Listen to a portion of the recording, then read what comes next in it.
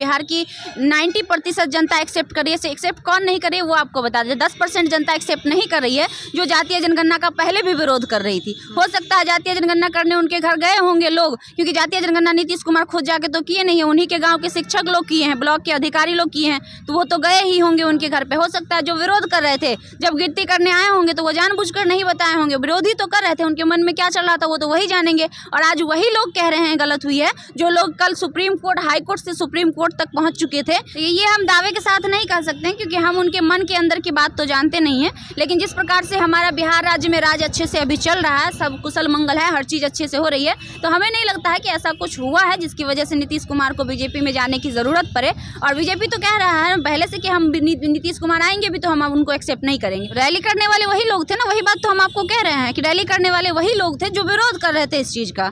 वो तो कहेंगे, वो तो बोल रहे थे, वो तो क्या बोले, उनको तो बोलना नहीं चाहते, बहुत गंदे गंदे शब्द उनके लिए निकलते हैं हमारे मुंह से, वो बहुत कुछ बोलते हैं। एक समय था कि लोग कहते थे कि यादव जो है 8-8 बच्चे पैदा करते हैं, और आज जब यादव का जनसंख्या, यादव का परसेंटेज 14% हो गया, तो उन्हीं लोगों को दिक्कत हो रही है। मतलब ये वो भी इस बात को मान रहे हैं कि अगर यादव 8 बच्चा पैदा करता है तो हम 7 बच्चा पैदा करते हैं। तो जय हिंद दोस्तों, इस वक्त हम लोग आरजेडी ऑफिस के बाहर हैं और हमारे साथ जो बेबाक तरीके से बोलने वाली खुशबू जी है, और इनसे कई सारे मुद्दों में बातचीत करेंगे। तो चलिए बिना टाइम गवाए बातचीत का सिलसिला शुरू करते हैं।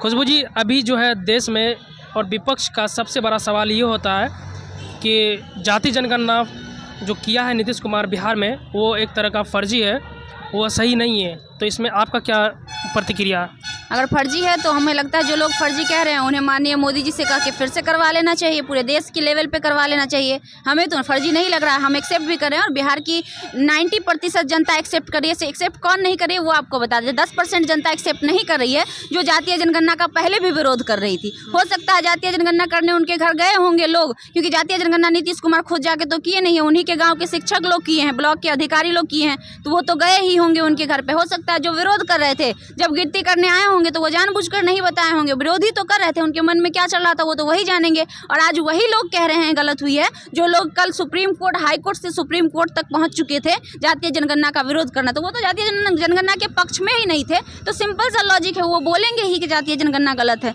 लेकिन जातीय जनगणना कहीं से गलत नहीं है। आप उठा के देख लीजिए, इससे पहले तो कभी पहली बात तो हुआ ही नहीं, थोड़ा बहुत हुआ भी तो उसका आंकड़ा जारी नहीं किया गया था। 11 के अनुसार से लोग ऊपर ऊपर जानता था कि इतना % ये है, इतना % वो है, तो मिला के देख लीजिए, थोड़ा बहुत का डिफरेंस हुआ, और हो सकता है, पॉसिबिलिटी है। लेकिन ओम प्रकाश राजभर बोल रहे हैं कि हमारी गिनती नहीं हुई है, 10 अक्टूबर को वो गांधी मैदान में रैली किया था। तो रैली करने वाले वही लोग थे ना, वही बात तो हम आपको कह रहे हैं कि रैली करने वाले वही लोग थे जो विरोध कर रहे थे इस चीज़ का। वो तो कहेंगे, वो तो बोल रहे थे, वो तो क्या बोले, उनको तो बोलना नहीं चाहते, बहुत गंदे गंदे शब्द उनके लिए निकलते हैं हमारे मुंह से, वो बहुत कुछ बोलते हैं। एक समय था कि लोग कहते थे कि यादव जो है 8-8 बच्चे पैदा करते हैं, और आज जब यादव का जनसंख्या, यादव का परसेंटेज 14% हो गया, तो उन्हीं लोगों को दिक्कत हो रही है। मतलब ये वो भी इस बात को मान रहे हैं कि अगर यादव 8 बच्चा पैदा करता है तो हम 7 बच्चा पैदा करते हैं, वो मान रहे हैं इस बात को, तब ना वो बात ये कह रहे हैं। आप ही कह रहे थे। और आज जब यादव सारे 11% से मात्र 2.5% ना बढ़ा, 14% हो गया, तो आप कह रहे हैं गलत है। कैसे हो सकता है पॉसिबल?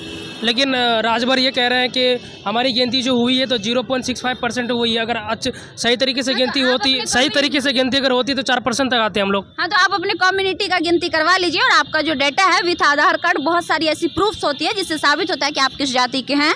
आप अपना डेटा ले जाकर सौंपिए माननीय मुख्यमंत्री को और दिखाइए साबित करके, अगर ऐसा ही है तो। फिर क्या आपको लग रहा है कि अगर अब जो राजनीतिक होगी तो वो जाति मुद्दा में होगी, इसलिए जाति की जनगणना जरूरी है? बिल्कुल होगी, बिल्कुल होगी। मांग शुरू हो चुकी है, लोग कहने लगे हैं कि दिया जाएगा जो जितने हैं। 90% है, 90% को 90% हर जगह मिलने की बात रखी जाएगी। अब यहाँ ही कि विधानसभा से लेकर लोकसभा तक बात होगी, संसद तक बात होगी इस चीज़ को लेकर, जो जितना है। अभी तक क्या होता आ रहा है, 90% पे 10% कुंडली मार के बैठे हुए हैं, और 10% में 90% आपस में लड़ रहा है। यही ना होते आ रहा है शुरू से। आप बोलिएगा तो हमारे पास सारा डाटा है, हम आपको वो भी दिखा सकते हैं कि कहाँ कहाँ ये लोग 90% 98% कुंडली मार के बैठे हुए हैं। तो दिक्कत तो होगी, पेट में जलन तो होगी कि भाई जिस चीज़ पर हम हथियार के बैठे हुए थे वो चीज़ हमसे छीनी जाएगी, और वो चीज़ उन लोगों के पास जाएगा जिस पर हम लोग, जिसके हिस्से पर हम लोग कब्जा जमा के बैठे हुए थे, तो दिक्कत तो होगी ही। क्या आपको नहीं लग रहा है कि जाति जनगणना जो है, जाति जनगणना इसलिए किया जाता ताकि जाति धर्म का राजनीति कर सके?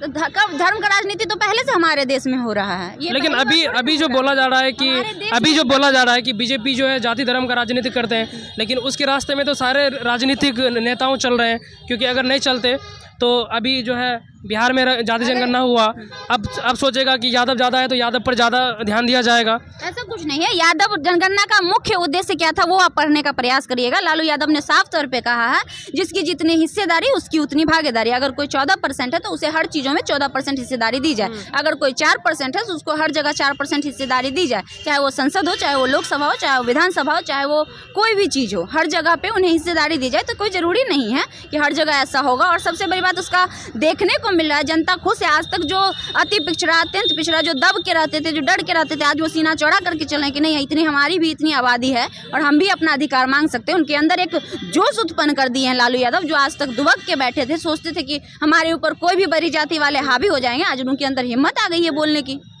लेकिन ये भी बोला जा रहा है कि जब मोतिहारी में प्रेसिडेंट के साथ नीतीश कुमार गए तो वहाँ से न्यूज़ निकल के आ रहे हैं कि नीतीश कुमार बोल रहे हैं कि हमारी दोस्ती बीजेपी के साथ हमेशा थी और हमेशा रहेगी।